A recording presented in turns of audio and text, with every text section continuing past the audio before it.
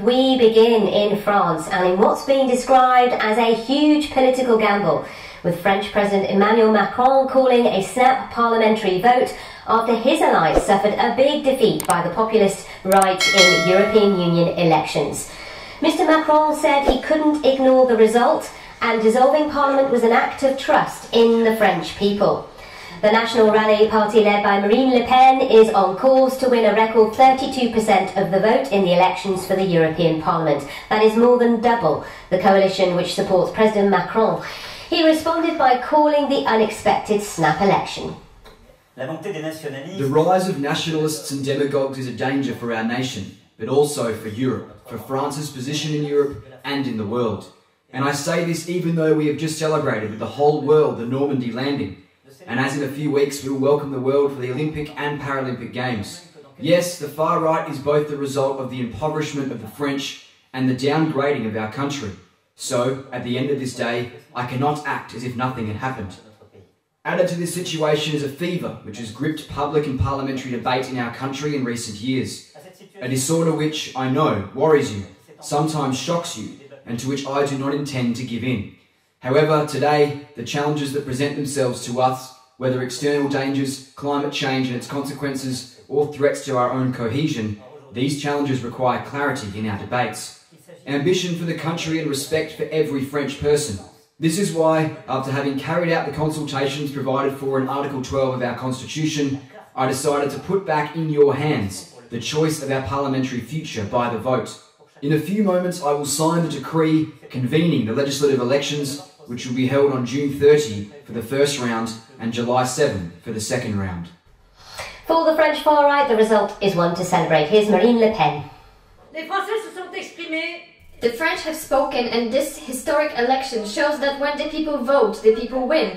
By giving more than 32% to the National Rally, the French have just given us the highest score, all parties combined in 40 years. It's a real emotion to see this beautiful popular force rising up throughout the country. Elsewhere in Europe, voters snubbed the governing parties of Germany, Spain and Belgium. Results show that overall the centre parties will be the largest bloc in the European Parliament. Here's its President, Roberta Metsola. In this Parliament, it doesn't work with a government and an opposition, it works with majorities. We can see that the constructive pro-European centre has held, and it is that centre that will be projected to build on the European projects that we need to work with. The President of the European Commission, Ursula von der Leyen, has described the results across the EU as a victory for the centre.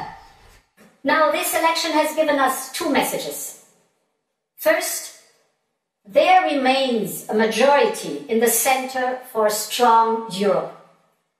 And that is crucial for stability. In other words, the centre is holding. But it is also true that the extremes on the left and on the right have gained support. And this is why the result comes with great responsibility for the parties in the centre. Well, my colleague Christian Fraser is in Brussels and he was watching the results as they unfolded throughout the night and sent this up some. The polls are closed, and in the coming hours the final projection will be worked out here from the results within the 27 countries. On stage behind me is Roberta Metsola, the European Parliamentary President, who is about to give us the latest projection. We already know from the exit polls in these 27 countries that there's been a definitive shift to the right. So in Austria, the Freedom Party, top of the pile. Geert Wilders in the Netherlands taking 7 seats this time around. Marine Le Pen in France, a record 32% of the vote. The AfD in Germany coming second to the CDU, CSU there in Germany. So that is one story tonight, but already this election has provided us with some extraordinary news from France, where Emmanuel Macron, whose party slumped to 15% of the vote, called a snap election tonight. Parliamentary elections coming the last week in June and the first week of July. That is an enormous gamble on the back of a pretty humiliating defeat tonight in the European parliamentary elections. You can see behind me that we're about to get the latest projection, and here it is. And you can see that the EPP, which is the biggest group in the European Parliament, is up from 176 seats to 189. The big losers on the night, the Greens, from 72 all the way down to 52. But look on the right-hand side of that chart. It is the European Conservatives and Reformists, which are up from 69, and Identity and Democracy up from 49 to 58. Those are the two groupings that include the populists and the hard right. There seems to be some confusion from the figures that they've put up there. Roberto Mazzola actually did say that they will continue to check these results and they will be refined through the evening, because the main polls in Italy have all closed only just a short time ago, and so with 76 seats in the Parliament, that will very much affect the projections that they are putting out here. What does all this mean at the end of the day? Well, the big story, I suppose, aside from those rather dramatic headlines about the hard right, is that the centre and the centre-right have largely held. They will control the majority of the seats. And on the right, there tend to be some quite disparate groupings. They don't see eye to eye on issues like Ukraine, for instance. So Giorgia Meloni, very much in favour of sending arms to Ukraine, whereas Marine Le Pen has been much softer on Russia. So it may be issue by issue where those groups on the right try and work together, but certainly it is the centre and the centre-right which will control the agenda. The question is, how much will they need those parties to get some of the things through over the next 5 years? Things like green policy, green transition policy, migration and borders, the European budget still to be decided. There are billions of euros being put into the industrial defence strategy here in Europe as well. Those are all big questions. Of course, integration and enlargement, always a thorny issue here in Brussels as well. So the impact of that shift to the right still to be worked out, I would think, in the coming months as the parties arrange themselves in the various groupings. No question what the story is here tonight, though, the shift to the right and a very big backward step for the Greens and the centrists. Christian Fraser there, who's covering these European elections for us in Brussels. Well, let's go live to Brussels now and get a reaction from James Cantor, who is a political journalist based there, hosting the podcast EU Scream. James, good morning to you. So the dust is starting to settle a little. Give us your reaction to this result. Were you expecting this dominance of the centre-right and far-right? There was certainly an expectation that that Europe would be moving rightwards. And after all, there are a growing number of governments that are in alliance with the far right nationally. And so in many ways, the result that we saw on Sunday was sort of a confirmation of that. Now, I mean, as your previous reporter, as the reporter said, it does look like the centre will hold. However, the centre of gravity of the European Parliament has most certainly moved rightward. And of course, in France, we've seen the immediate reaction on the part of Emmanuel Macron, calling for a parliamentary election there. I mean, for him in particular, it was a pretty shocking result, would you say? I would. I mean, this is the big story of these European elections. President Macron, he called these snap elections. It is seen, before the Olympic Games, no less. It is seen as a huge step, a giant gamble. It's sort of a poker move with a very uncertain outcome. And it doesn't just put the future of French policy in question, but to some degree European policy. France, after all, with Germany, is part of this duo that essentially powers the EU.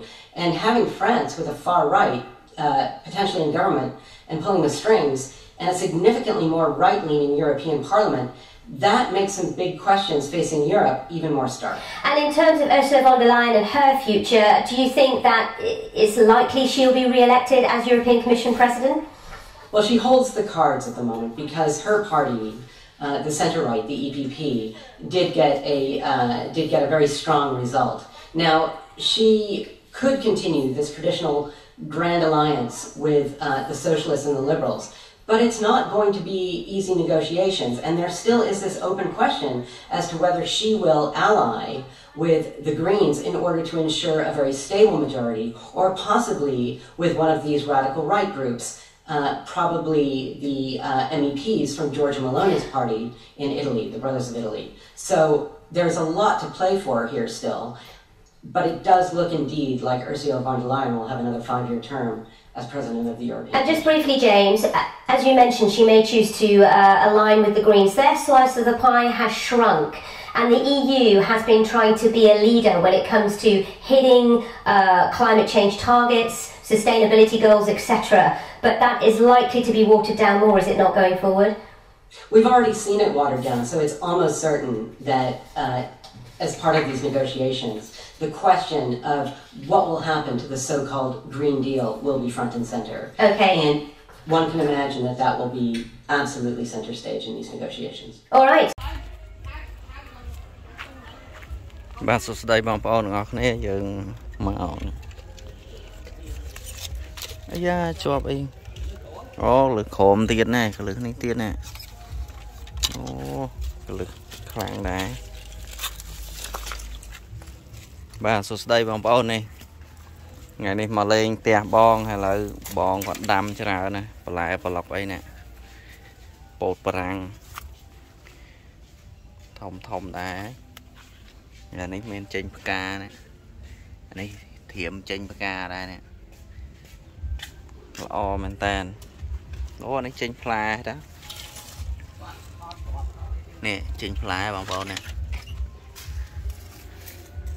ផ្លែផ្កានៅតូចសោះពូជល្អបងប្អូនមានដីអីដាំគ្រាន់ហូបហើយនេះគឺទ្របគាត់ដាំច្រើនមែនតើបាទគាត់មិនដែលទៅផ្សារទេគាត់មិនដែលទៅផ្សារទេគាត់ទិញគាត់មិនដែលទៅទិញទ្របទិញអីគេទេគាត់ទិញគាត់បេះតែបន្លែរបស់គាត់ណាទ្របណាអូដល់ហើយធំល្អនេះ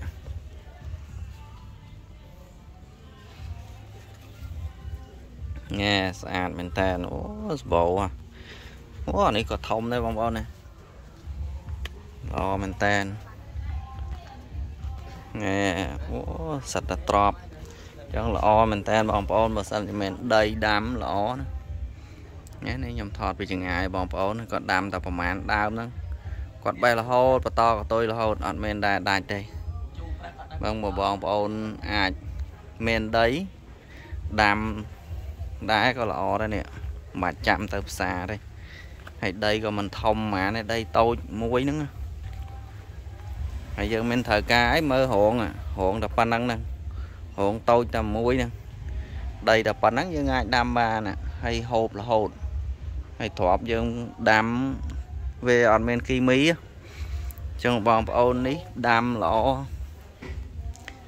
គាត់ដាក់តាជីអាចគោដាក់តាជីកប៉ោះហ្នឹងមិនប្រើគីមីអីអញ្ចឹងបងប្អូនណាដែលមានដីឯងគួរតែដាក់ដាំទៅ